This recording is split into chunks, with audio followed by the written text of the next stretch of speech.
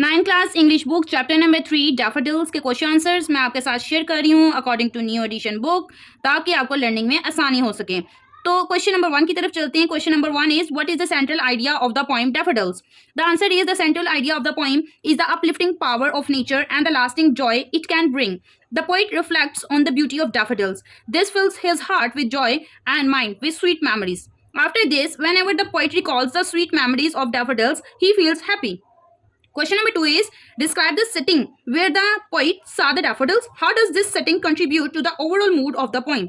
The answer is the poet saw the daffodils beside a lake under the trees. They were dancing and fluttering in the breeze in an endless line along the shore. This was the setting of the poem. This stunning setting scene elevated the poet's mood. Question number 3 is how does the poet describe the daffodils? What imagery does he use to bring them to life? The answer is the poet describes the daffodil as a host of golden daffodils that flutters and dances in the breeze. He uses imagery comparing them to twinkling stars to show their brightness and endless stretch. This vivid imagery brings the daffodils life. Question number 4 is identify and explain the use of personification in the poem. The answer is the poet gives daffodils human-like qualities. He describes them as dancing and tossing their heads.